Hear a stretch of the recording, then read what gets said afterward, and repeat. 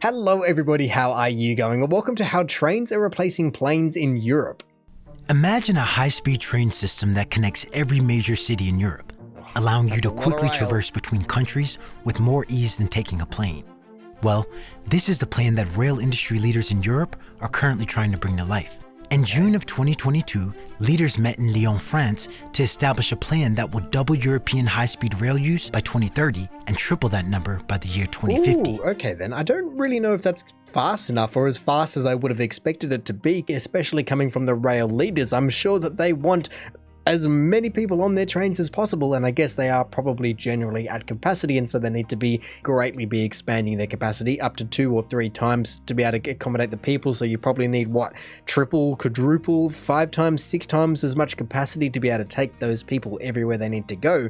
But in a way, it makes sense as we are moving into a more electrified future away from fuels of all sorts. It does make sense that if you can get high-speed electric rail in and around all over Europe, where you have millions and millions and millions of people just popping around, traveling around, just jumping into this country, that country, and even though it is apparently a long way to be able to take a half an hour or an hour plane ride compared to the rest of the world, they don't know the kind of luxury that they are living in. And so of course it makes sense for Europe and let's say the EU just to band together and make such a thing happen, because for a single country like Canada and Australia and even the USA, the distances are just too great for the population that they serve. Rail travel has many advantages over air travel. For one, trains have the advantage of taking you directly to city centers, which is where most people want to go when they travel. Ooh, yeah. You can avoid having to go long, expensive distances outside of the city to reach the airport, which is a huge problem in many European cities, and you get to avoid those annoying security lines. According to European statistics, 17 of the 20 busiest European air routes cover a distance of less than 434 miles. Something that does make a lot of sense if you are going to be between London, Paris, Munich, all these different places right around the same little spot. I mean, the waterways around there might prove to be a little bit difficult, but I'm sure that they can overcome it. If they are going to be putting in billions upon billions of dollars, it will be a hurdle that can be solved with engineering, of course. One thing that I guess I didn't even consider was the fact that airports are often far away from the city, because in Sydney, the airport is basically in the middle of the city. You are very close. I mean, you're not in the CBD, but you are very, very close comparatively to a lot of cities. You don't have to travel hour out of the city or 50k. It's like, what, 5k out of the CBD as the crow flies. That is very, very, very close, but I often forget that. And so, of course, it makes a lot of sense that you do want high-speed rail that can take you directly to where people want to go, so you don't have this whole double handle of extra steps of extra people just going all the way out there to then come all the way back in every single time, especially if people are just popping in for 2 days. That's even just that extra 2 hours is kind of a hassle tax that people would generally like to completely skip over, let alone the hassle tax of the airport security. To be fair though, that is another thing that I can't say I'm too well versed in terms of what, international rail travel. I don't think I've ever traveled international rail, not unless I was about 2 perhaps, but I would have thought that it would be basically the same thing as plane travel, just with maybe a little bit toned down, as you don't have to worry about it falling out of the sky as much. I mean, I guess 9/11 made that whole industry a lot more delicate than the train industry, perhaps. Is that where the entire thing comes from? I mean, you're obviously still going to need your passport, but is there bag checks and is there everything like that? I can only presume so, but they made it seem like it's just way, way, way easier. According to European statistics, 17 of the 20 busiest European air routes cover a distance of less than 434 miles, something that could easily be solved by more city center to city center trains that offer cleaner, faster, and more sustainable travel.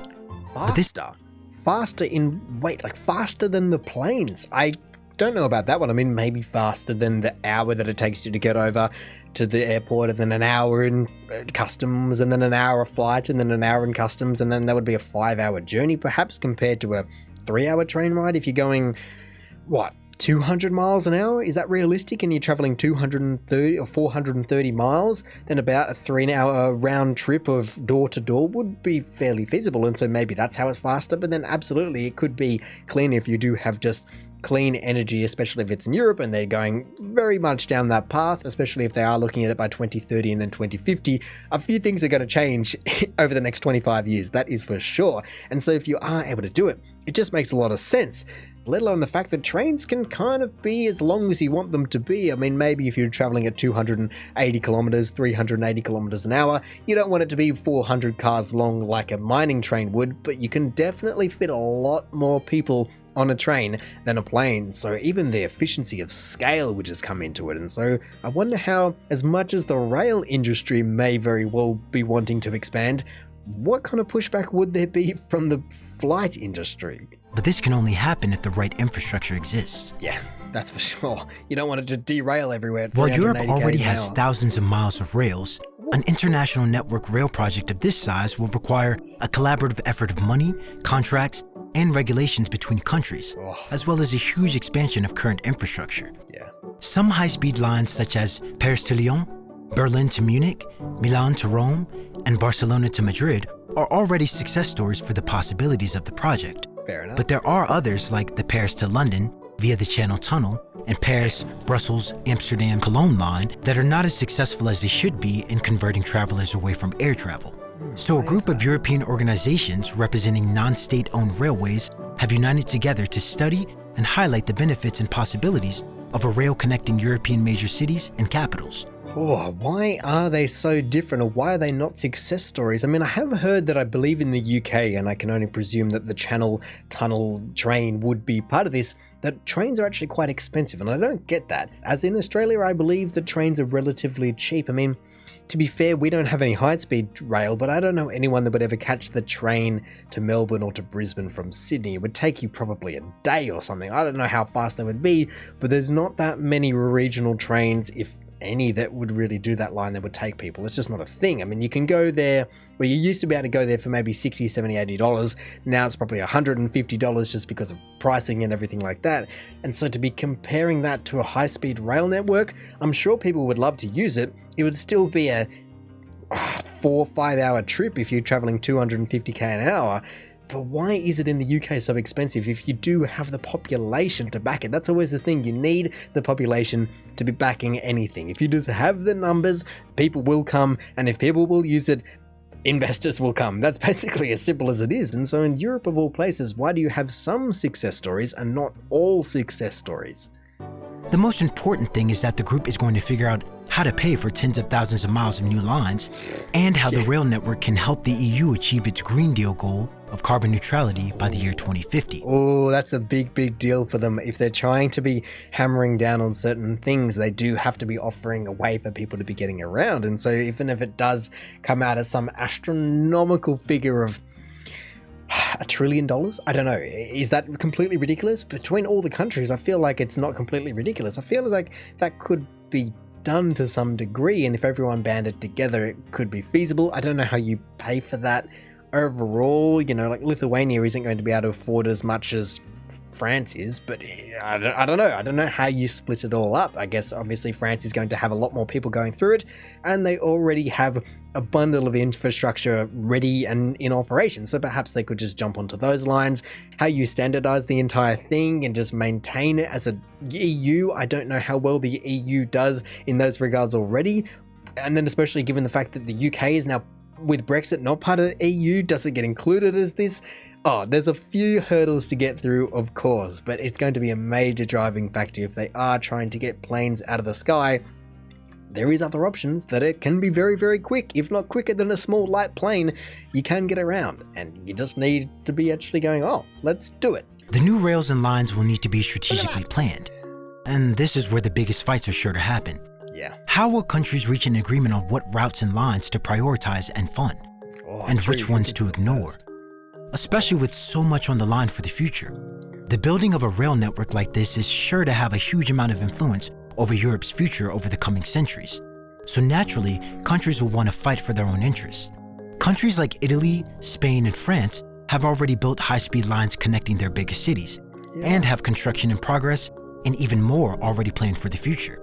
France has already invested and built international routes connecting it with its neighbors, Belgium, Germany, Spain, and the UK.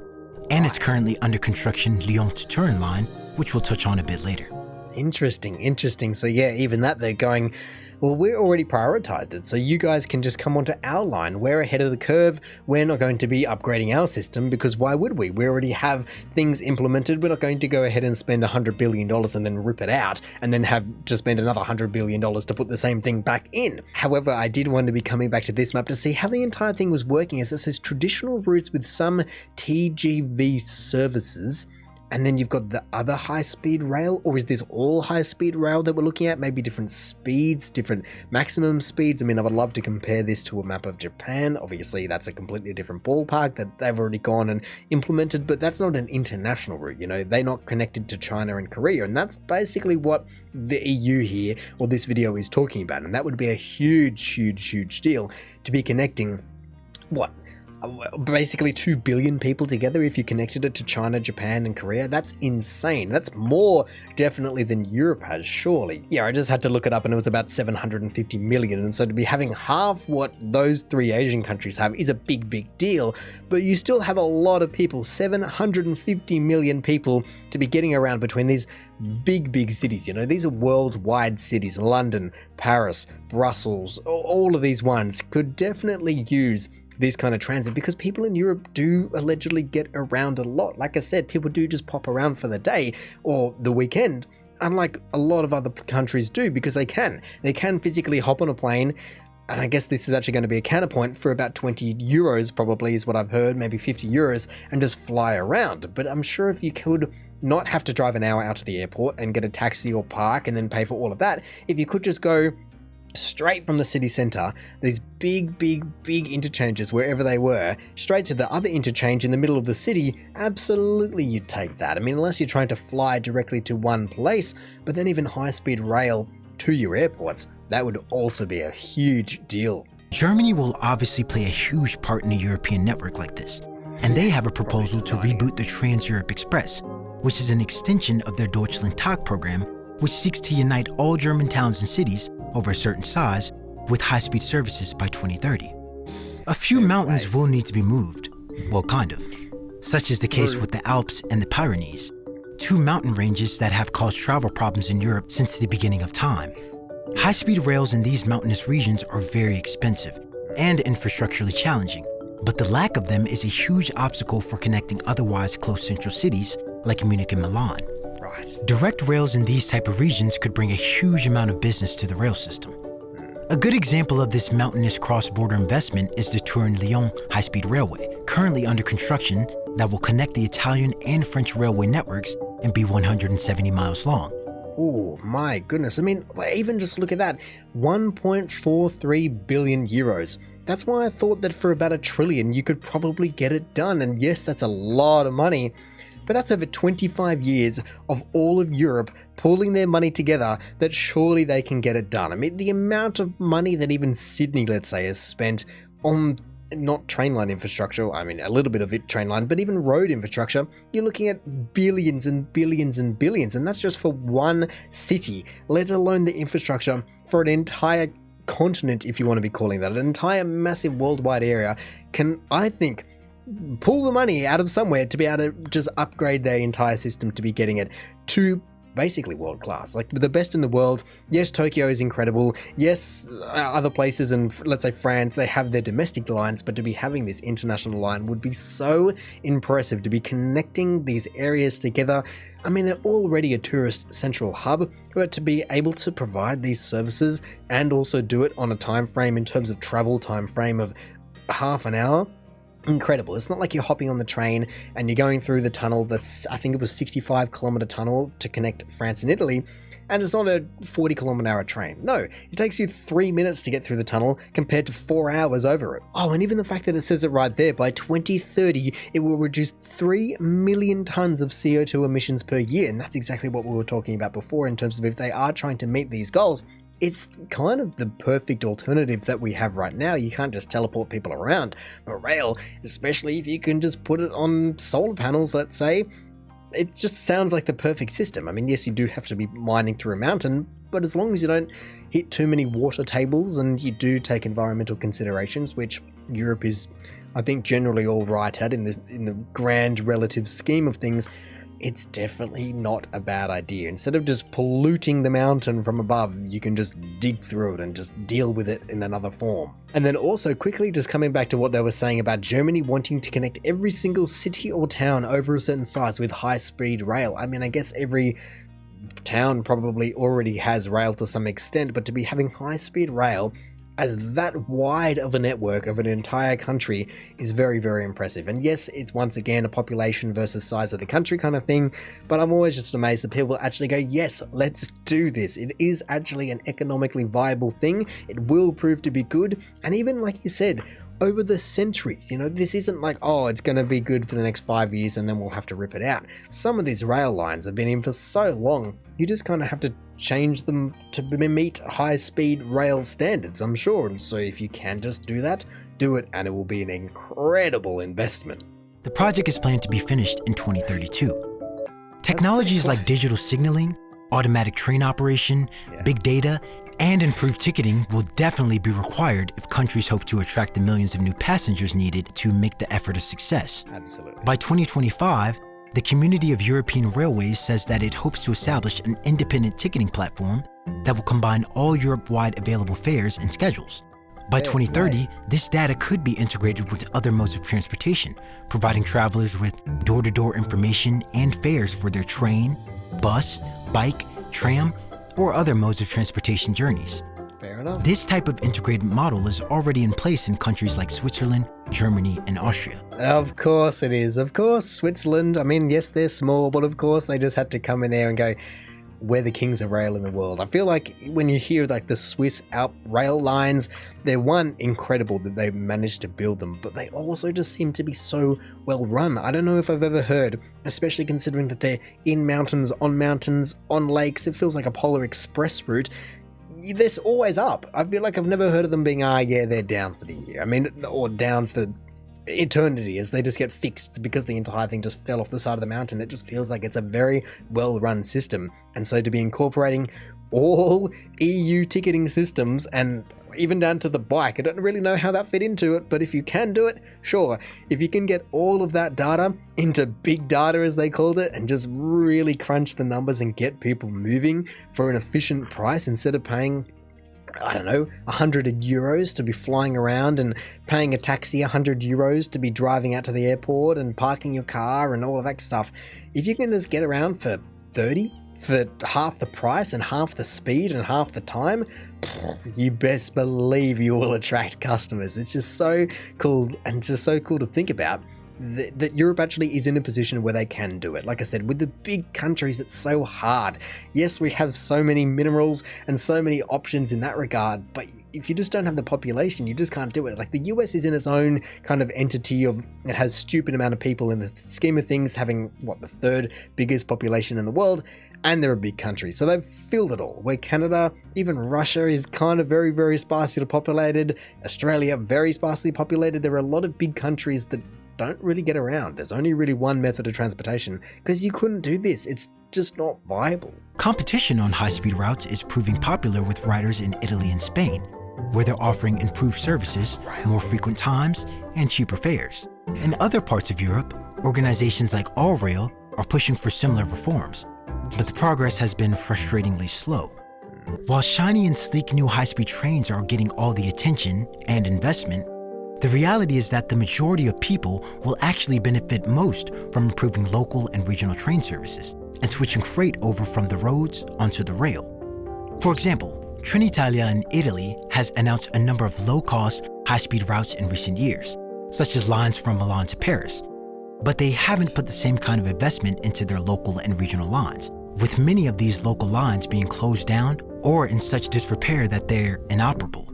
Oh, interesting. See, I would have thought that these kind of areas would greatly use their train lines for freight. I mean, if you've got them, and like I said, they've been in for 80 years, and you also maintain them, of course, that's a major big thing and a big box to tick. But if you do maintain them, of course, you're going to be using them. And so why are they pulling money out of that to be putting it into high-speed rail? Is it a political thing where people are going, we will deliver high-speed rail, and people go, okay, sure, and they tick their box?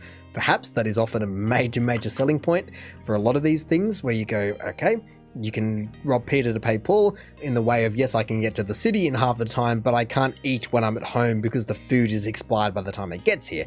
That definitely does not make sense. And so I would have thought that Europe is a very, very rail-centric part of the world. And so to be hearing that a lot of these places, yes, they're putting some money into it, but in the wrong areas are not distributed correctly overall. They're just going 100% in one and 0% in the other. That doesn't make sense to me. That is news to me. It's interesting to hear that they do still need to be prioritizing other elements that aren't already developed. But back to the international high-speed rails, for which the biggest challenge of all will be funding. Trying to implement a system across 20 different countries with different priorities and budgets could end up being a nightmare. Yes. European railroads lost more than $52 billion altogether during the pandemic. Wow. Only about 1/5 of that enormous gap has been filled by compensation from the EU and national governments up to this point. The estimated 20% decrease in normal commuter traffic, which has long been the foundation of railway revenue, has been a huge worry. Leisure and long-distance travel has recovered, but railway managers are concerned that if they don't find a way to make up for the profit gap, they'll have to make cuts. With a project of this magnitude, even if everything goes according to plan, it will take many years to complete the necessary work due to the sheer magnitude of the proposals. In many cases, especially in Eastern and Central Europe, financial support from emissions trading and the EU will be needed. However, it remains to be seen whether the European Union can follow China's lead and construct a hugely ambitious network of high-speed railways in such a short amount of time. I mean, you got to give it to China in that regard. When you see their maps and just the expansion that they have undergone over the last even 5 years, but let's just say 20 years, it is absolutely mind-blowing. Just the amount of high-speed rail, the amount of railway, the amount of roads, it's incredible. I mean, it's come at a cost for sure, but it is nonetheless incredible that it's an engineering marvel that they've just done it, and they've just done it almost without question. I guess it is enabled by certain factors when you have, the second biggest economy in the world, and just a stupid amount of people to go with it. But when you actually just do it, you can continue to try and pull your economy out of anything, really. And if rail companies are worried that people aren't going to be traveling anymore, you can basically just use that as an example and go, well, people do use it if it's available and if it's at the right price and if it's at the right speed and everything like that. I mean, going back to China's expansion, it is incredible that they use, I think I heard a statistic like every year they use more concrete than the US has ever used, or every 2 years. It was something insane. And that's what I mean. Like, this high-speed rail network that they have made and the engineering behind their trains, like, they're not piddling along like we saw in the last ones. No, these trains absolutely fly. They are so incredible. And it puts a whole new meaning on the whole made in China situation. They are really just trying to become a forefront runner like Japan did decades ago. It's incredible. But then for the EU, I guess, like I said, to be trying to split that up between all these different countries, like I said, with Lithuania, sure, you can go up to Lithuania, but they can't afford to be getting that train line all the way up there, and so do they get cut? Or who pays for all the different elements? Of course, it's a logistical nightmare.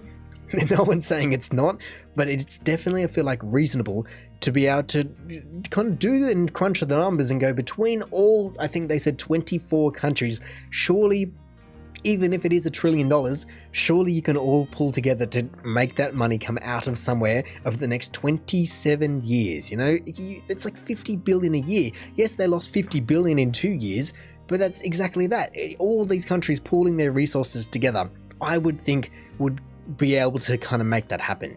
Yes, it's costly, but surely they can make that happen in a way that Canada and Russia and Australia and even the USA can't really do it. We just don't have the funds and we don't have the population. And so I would love to see this entire thing happen. It sounds like it's an incredible proposal with a lot of extra boxes to tick. Environmentally, in the end, it makes a lot of sense in terms of getting planes out of the air. If you can power these electric trains, all good to go. In terms of water tables and mining through mountains and the routes that they have to take, that's an entirely different subject, and I'm sure the environmental study would be a massive one, and even just trying to fit in with all the different countries' standards, and it sounds like a nightmare. But I do feel hopeful that eventually something like this will be forced to happen, because you'd be kind of stupid not to. And so if it's not now, then when? And if it's never, then why?